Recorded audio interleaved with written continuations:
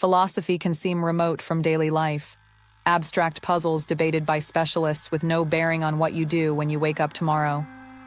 The Unfinishable Map rejects this separation.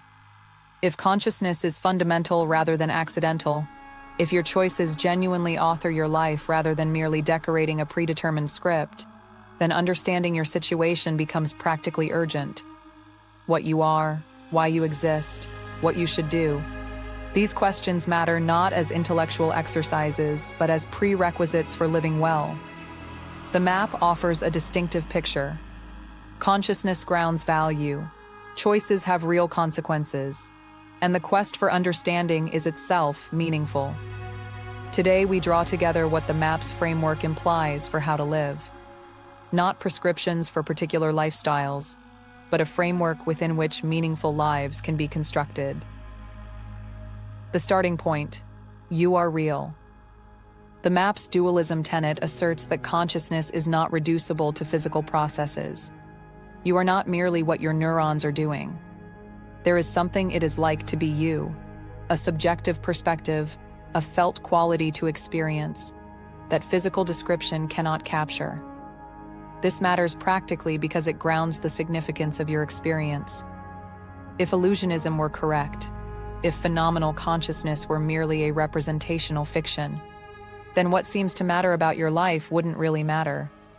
The joy you feel, the suffering you endure, the meaning you discover, all would be shadows cast by neural activity signifying nothing.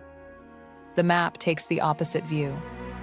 Phenomenal value realism holds that the goodness of pleasure and the badness of suffering are features of conscious experience itself. When you feel joy, you instantiate something genuinely good. When you suffer, something genuinely bad is occurring, not merely something that represents badness. Value is in the experience, not added from outside. This grounds a clear practical implication. Attend to the quality of your conscious experience. The surface of life, achievements, possessions, status, matters only through its connection to experiential quality. A life of external success that leaves you hollow is not a good life. A life of struggle that involves genuine engagement, connection, and meaning may be profoundly valuable. The map suggests we've been measuring the wrong things when we focus on outcomes rather than experience. Your choices matter. The map's framework is not merely about what you are, but about what you do.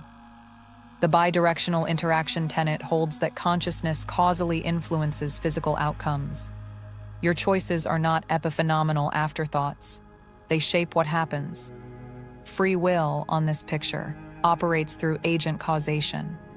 You, as a conscious being, not as a collection of prior causes, originate actions. When you choose kindness over cruelty, that choice isn't merely the output of deterministic neural processes. It's something you did. The quantum selection mechanism provides the physics. Consciousness biases otherwise indeterminate outcomes. But the philosophical point is what matters here. You are an author, not a spectator. This transforms how choices feel. The hesitation before a difficult decision, the sense of genuinely open alternatives, the resolution when you commit. These phenomenological features track something real.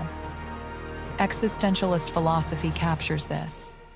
Sartre's Condemned to be Free describes the structural fact that consciousness is always able to take a stance toward its situation. You cannot escape choosing. Even not choosing is a choice. The practical implication: take your choices seriously, not with paralyzing anxiety, but with recognition that what you do genuinely matters.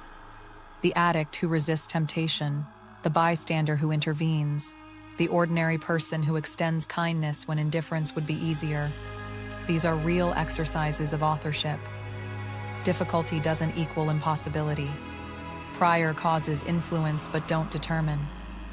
What you do next is up to you in a way that mere randomness or mere determinism cannot capture.